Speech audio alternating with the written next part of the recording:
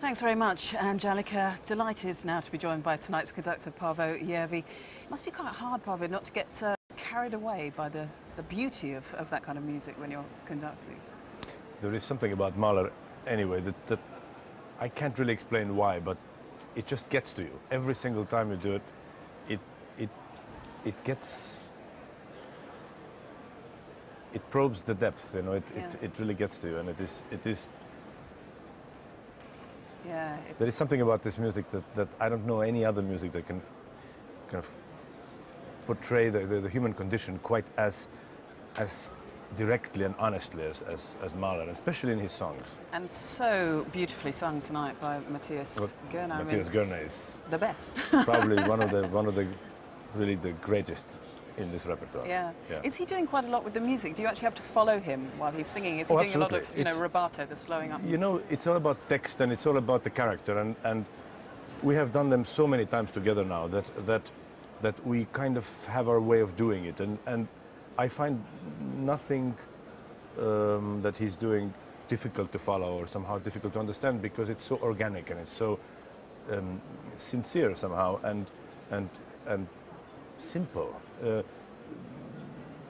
The key is honesty and simplicity, and he has the directness of expression, and it makes sense. And the orchestra, all they have to do is to hear it, and there is not much organizing needed. It's logical. That's what comes across, actually. You really get the sense that everybody's listening. There is a within chamber the music and, attitude that's necessary for this kind of music. Yeah. So you've recently taken on being the chief conductor of the Frankfurt Radio Symphony Orchestra. You're also chief conductor of the Cincinnati Symphony Orchestra. Yes. So that's two quite big jobs. Is there an appeal to sort of having two orchestras at your disposal? You know, it's not unusual for a conductor to have two orchestras, one on each side of the ocean. But they might guest conduct with one, mightn't they? You've taken on the principle of both.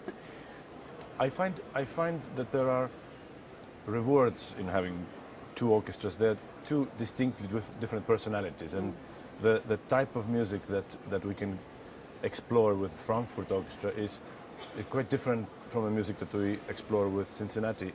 And there is also a possibility to learn and give that experience to another orchestra. So in other words, often what I learn here I can incorporate in the performances in America, and vice versa. And so often there is an interesting and quite different take on the same repertoire, and I find it just makes my life richer somehow and more interesting musically. I wonder if you could describe the personality of the Frankfurt Symphony. I mean, we've just actually had an email from John Jacob who says that seconds into Weber's Oberon Overture, one thing is clear, he says, about the Frankfurt Radio Orchestra is the sound. It's an incredibly sweet sound. Is that a description you'd agree with? It's a very good comment, because one of the things that I remember conducting a Bruckner symphony with this orchestra, and I thought there is something that is very hard to describe in words, but there is something,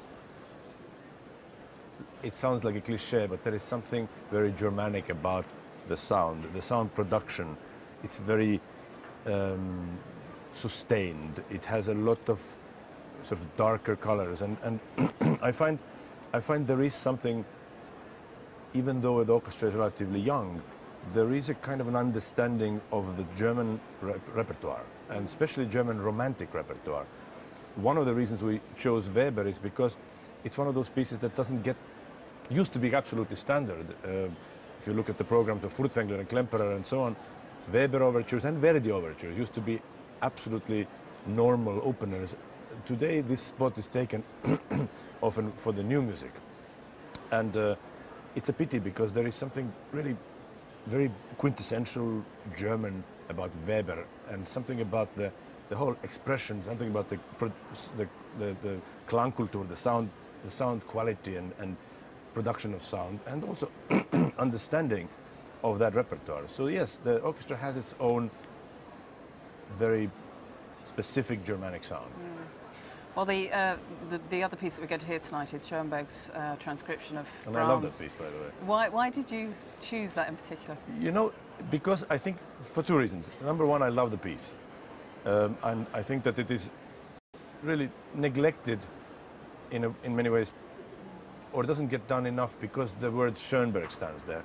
And people are still to this day slightly apprehensive when they see the word Schönberg, which is, I think, strange to me, frankly.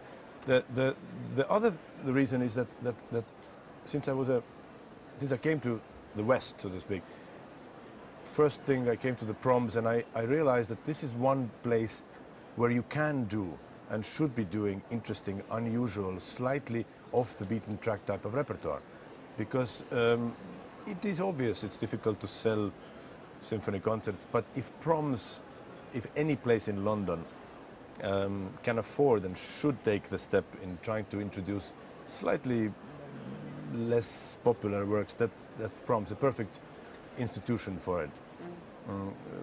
It is a Brahms Fifth Symphony, actually, and once people hear it, they might change their mind about Schönberg.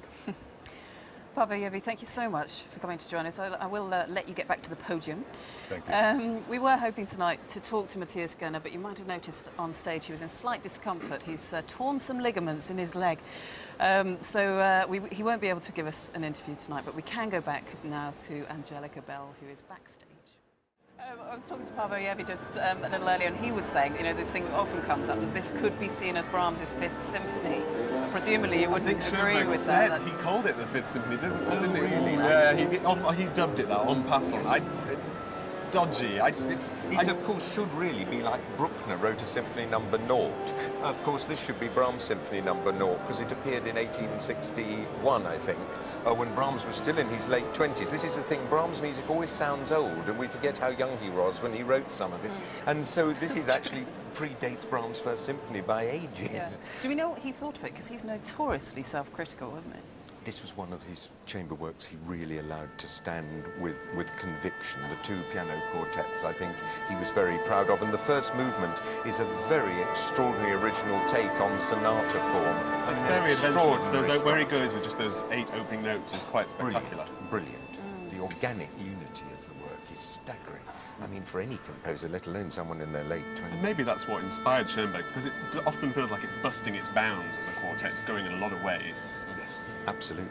Yeah, and this, of course, is his way of paying homage, isn't it, really? I mean, that's why he orchestrated, was to pay homage to his heroes, really, in effect. Maybe he was trying to tell people towards the end of his life, actually, I am one of the good guys. I do like the people who came before me. I think that's absolutely true. Here was a man who was a refugee, living on the west coast of America, which had given him a home. He was still teaching as a professor into his 70s, and the fact is that he taught people off this music. He wrote books analysing it. He wrote a wonderful essay, Brahms the Progressive, saying that Brahms wasn't a die-hard conservative. He was actually subtly a very progressive artist.